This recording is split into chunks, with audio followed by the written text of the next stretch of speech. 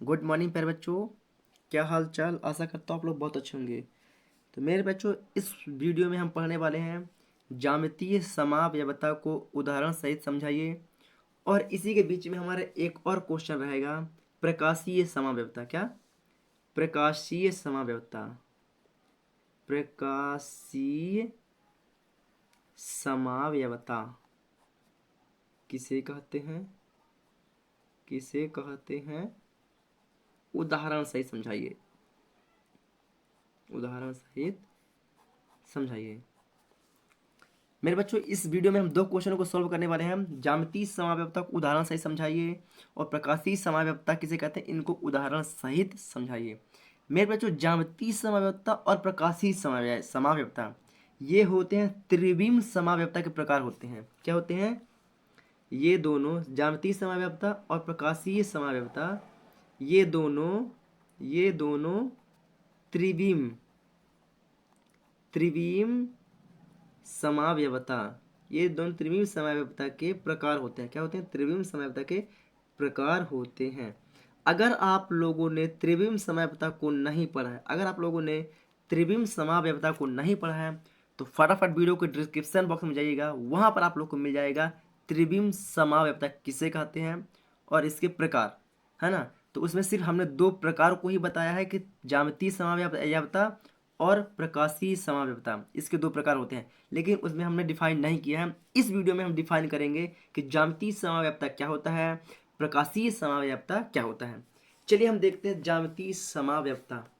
पहला क्वेश्चन क्या है हमारा? ज्यामितीय। क्या बच्चों? ज्यामितीय। ज्यामितीय समाव्यवस्था। मेरे बच्चों, जो ज्यामितीय समाव्यवस्था होता है वो क्या होता है कि ज्यामिति के कारण या ज्यामिति में भिन्नता के कारण। क्या बच्चों? इसी क्वेश्चन में ही हमारा आंसर है। क्वेश्चन में ही हमारा आंसर है। जैसे ज्यामिति, तो इसका आंसर क्या होगा?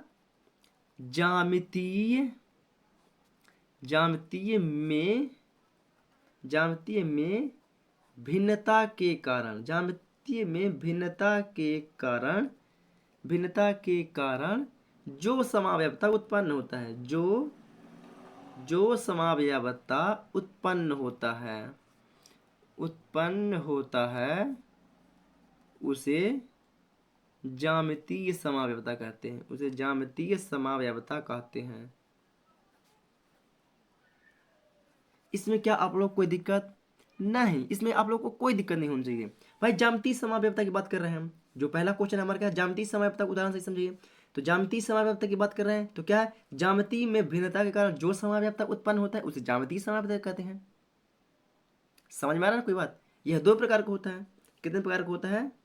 यह दो प्रकार का होता है। यह दो प्रकार का होता है। कौन सा होता है? पहला होता है समरूप। कौन सा? समरूप समाव्यवस्था भी बोल सकते हैं। और क्या बोलेंगे दूसरा? विषम रूप समाव्यवस्था। विषम रूप समाव्यवस्था बोल सकते हैं। समाव्यवस्था समाव्यवस्था समरूप समाव्यवस्था और विषम रूप समाव्यवस्था, ये तो इसके दो प्रकार हो गए। और इसका उदाहरण क्या होता है? इसका उदाहरण होता है डाइक्लोरो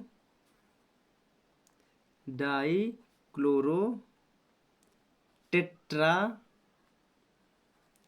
एमीन क्रोमियम सेकेंड। ये हो गया क्या? इसका उदाहरण। अब बात करते हैं इसका पहला प्रकार क्या है। पहला प्रकार क्या है? समरूप। क्या बच्चों? समरूप। तो पहले बात करेंगे हम समरूप की। तो वे समावयी बच्चों, वे समावयी, थोड़ा सा आप लोग को दिख रहा है ना, थोड़ा सा ऊपर क्यों कर रहा हूं। तो समरूप त्रिभुज क्या कहलाता है? सॉरी, समरूप समाव्यवस्था क्या कहलाता है? समाव्यवस्था क्या कहलाता है उसकी बात करते हैं। तो वे समावयी जिसके आमने सामने, थोड़ा सा आप लोग डायग्राम में देखिएगा तो आप लोग को प्रॉपर तरीके समझ में आ जाएगा।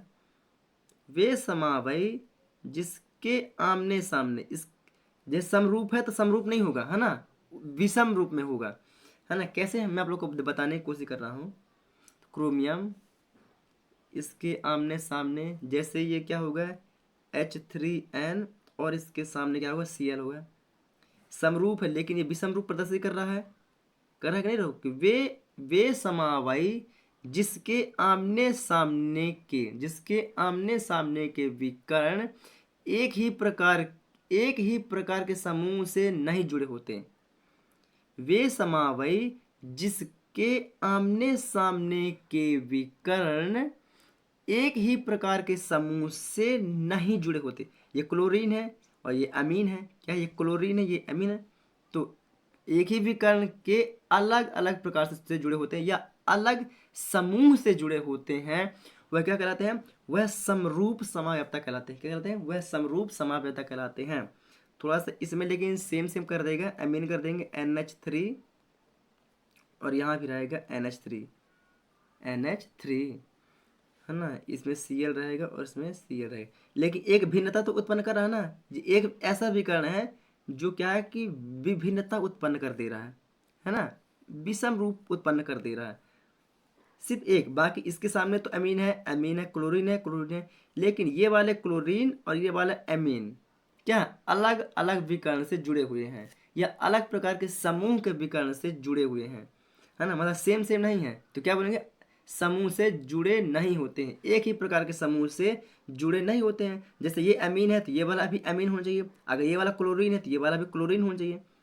तो दोनों का समूह क्या होगा, एक हो जाता है। लेकिन क्या है, इनका जो समूह है अलग अलग समूह से जुड़े हुए हैं। क्या अलग अलग समूह से जुड़े हुए हैं, यस। तो क्या बोलेंगे, वे समावयी जिसके आमने सामने के विकर्ण एक ही प्रकार के समूह से नहीं जुड़े होते हैं, एक ही प्रकार के समूह से नहीं जुड़े होते हैं या एक ही प्रकार समूह के विकर्ण से नहीं जुड़े होते हैं, उसे क्या बोलते हैं, समरूप बोलते हैं। जो नहीं जुड़े होते हैं उसे समरूप बोलते हैं, और जो जुड़े होते हैं वो विषम रूप में आएंगे। किस में आएंगे, जो जुड़े होंगे वो विषम रूप में और जो नहीं जुड़े होंगे वो समरूप में आएंगे। थोड़ा सा इसमें अपोजिट चलता है। क्या चलता है, इसमें अपोजिट चलता है। तो आशा करता हूँ आप लोग समरूप को समझ गए होंगे। अब दूसरे प्रकार की बात करेंगे विषम रूप की। किसके, विषम रूप की बात करेंगे, सॉरी विषम रूप है ना, पूरी तरह विषम रूप समावयवता की हम बात करने वाले हैं। तो वे समवायी, क्या बच्चों, वे पूरा सेम है, वे बस थोड़ा सा अंतर है, ये नहीं जुड़े होते हैं और जुड़े होते हैं। तो क्या बोलेंगे, वे समवायी जिसके आमने सामने के विकर्ण एक ही प्रकार के समूह से विकर्ण से जुड़े होते हैं। कैसे, मैं आप लोग को दिखा देता हूँ थोड़ा सा। ये हल्का टेढ़ा बनता है ना, इसको थोड़ा सा टेढ़ा करिएगा। चलिए यस, ये क्या है, अमीन इधर है तो H3N, ये भी अमीन है, ये भी अमीन है, और NH3 ये भी अमीन है, और ये क्या है, ये Cl है, और ये क्या है, Cl है। मतलब कि इसके विकर्ण के सामने ये वाला विकर्ण है, जो दोनों विकर्ण सेम है। ये वाले विकर्ण के सामने ये वाला विकर्ण है, सेम है। ये वाले विकर्ण के सामने ये वाला विकर्ण है, मतलब क्लोरीन है तो क्लोरीन, अमीन है तो अमीन, अमीन है तो अमीन, क्रोमियम है ना। तो क्या सेम है तो विषम रूप है। जिसको सेम है वो क्या है, विषम रूप है। तो क्या बोलेंगे, वे समवायी जिसके आमने सामने के विकर्ण के रूप में एक ही प्रकार के समूह से जुड़े होते हैं, वे विषम रूप समावयवता कहलाते हैं। क्या कहलाते हैं, वे विषम रूप समावयवता कहलाते हैं। तो आशा करता हूँ आप लोग इसे बहुत ही प्रॉपर तरीके से समझ गए होंगे। समझ गए हैं बच्चों, समझ गए हैं तो अच्छी बात है। अगर आप लोग को समझ में नहीं आया है तो एक बार और आप लोग वीडियो को रिपीट कर लीजिएगा, है ना, एक बार और आप लोग वीडियो को रिपीट कर लीजिएगा।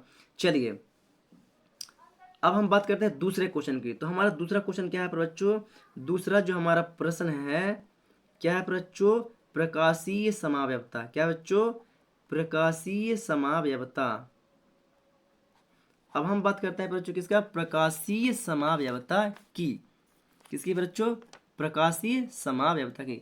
तो मेरे बच्चों प्रकाशीय समावयवता, अभी जिससे पहले हमने ज्यामितीय पढ़ा है, तो ज्यामिति में भिन्नता के कारण जो समावयवता उत्पन्न हुआ उसे हम क्या बोलते हैं, ज्यामितीय समावयवता बोलते हैं। बस उसी प्रकार ये भी है कि प्रकाश के कारण प्रकाशीय है, तो क्वेश्चन में ही हमारा आंसर है। क्वेश्चन में यही हमारा प्रकाशीय समय पता। तो क्या बोलेंगे इसमें, प्रकाश के कारण, क्या प्रकाश के कारण जो समाव्यवता उत्पन्न होता है, जो समाव्यवता उत्पन्न होता है उसे प्रकाशीय समाव्यवता कहते हैं, उसे प्रकाशीय समाव्यवता कहते हैं, उसे प्रकाशीय समाव्यवता कहते हैं। क्या बच्चों, प्रकाश के कारण जो समाव्यवता उत्पन्न होता है उसे प्रकाशीय समाव्यवता कहते हैं। यह भी दो प्रकार का होता है, यह भी दो प्रकार का होता है, दो प्रकार का होता है। कौन कौन सा बच्चों, पहला प्रकार होता है इसका डी रूप। कौन सा, डी रूप। तो डी रूप क्या पता है बच्चों, ये एक समतल ध्रुवित प्रकाश के दिशा को बदलने का कार्य करता है। डी मतलब कि उत्तल लेंस समझ लीजिए, डी रूप मतलब कि उत्तल लेंस। क्या, उत्तल लेंस। उत्तल लेंस क्या होता है, दूर के प्रतिबिंब को छोटा बना के दिखाता है, ऐसा ही है ना।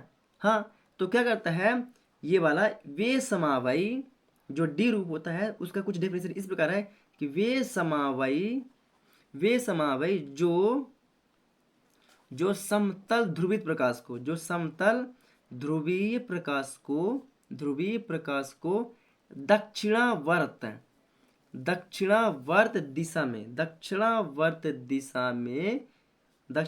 दिशा में घुमा देता है डी रूप या प्लस रूप कहलाता है। समझ गए बच्चों। बच्चों डी रूप मतलब कि उत्तल लेंस की बात कर रहे हैं। उत्तल लेंस में अगर प्रकाश पड़ेगा तो स्वाभाविक सी बात है वो प्रकाश को पलट देगा।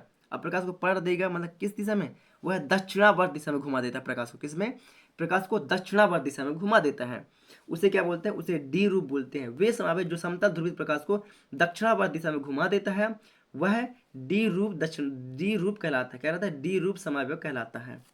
आशा करता तो आप लोग इसे भी समझ चुके होंगे। दूसरा इसका रूप प्रकार होता है एल रूप। क्या होता है, एल रूप।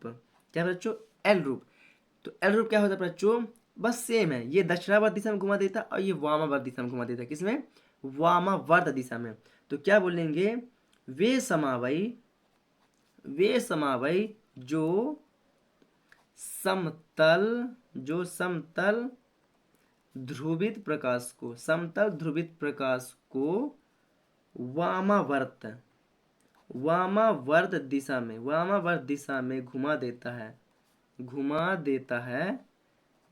देता है एल रूप कहलाता है। क्या कहलाता है, एल रूप कहलाता है या माइनस रूप कहलाता है। क्या, माइनस रूप कहलाता है। आशा करता हूँ बच्चों आप लोग इसे बहुत ही प्रॉपर तरीके से समझ गए हैं। अगर आप लोग को समझ में आ गया तो फटाफट आप लोग रिस्क स्टडी यूट्यूब चैनल को सपोर्ट करें, लाइक करें, चैनल को सब्सक्राइब करके बेल आइकन को दबाएं। हम आ चुके हैं अपनी नोट्स कॉपी पर। तो ये रहा बच्चों हमारी नोट्स कॉपी। तो आप लोग ज्यामितीय समाव्यवता को उदाहरण सहित लिख लीजिएगा। ये रहा हमारा ज्यामितीय समाव्यवता किसे कहते हैं। तो आप लोग वीडियो को रोक के या तो लिख लीजिएगा या फिर आप लोग वीडियो का स्क्रीनशॉट ले लीजिएगा, है ना। तो आप लोग पहले समरूप त्रिभुज तक आप लोग लिख लीजिएगा। समरूप त्रिभुज का बस डायग्राम भर बचेगा, है ना। चलिए तो वीडियो को थोड़ा ऊपर को स्किप कर रहा हूँ मैं। तो ये रहा समरूप त्रिभुज का डायग्राम। तो आप लोग समरूप त्रिभुज का डायग्राम को बना लीजिए फटाफट और विषम रूप के डेफिनेशन को लिख लीजिए। विषम रूप के डेफिनेशन को लिख लीजिएगा आप। और ये रहा हमारा विषम रूप का डायग्राम। क्या रहा, ये रहा हमारा विषम रूप का डायग्राम। तो आप लोग वीडियो को रोक के विषम रूप के डायग्राम को बना लीजिएगा। अब हम चलते हैं प्रकाशीय समाव्यवता की ओर। तो हम पहुंच चुके हैं प्रकाशीय समाव्यवता किसे कहते हैं, कितने प्रकार का होता है। प्रकाशीय समाव्यवता को भी मैंने बहुत ही बारीकी से आप लोग को समझाने की कोशिश किया है, तो आप लोग समझ चुके होंगे प्रकाशीय समाव्यवता किसे कहते हैं, है ना। तो फटाफट आप लोग वीडियो को रोक के प्रकाशीय समाव्यवता को लिख लीजिएगा, है ना। ये रहा प्रकाशीय समाव्यवता किसे कहते हैं। इसके दोनों प्रकारों को भी मैंने अच्छी प्रॉपर तरीके से समझा दिया है ना। तो आप लोग वीडियो को रोक कर लिख लीजिएगा। थोड़ा सा मैं ऊपर की ओर स्किप करता हूँ ताकि आप लोग एल रूप को भी प्रॉपर तरीके से लिख सकें।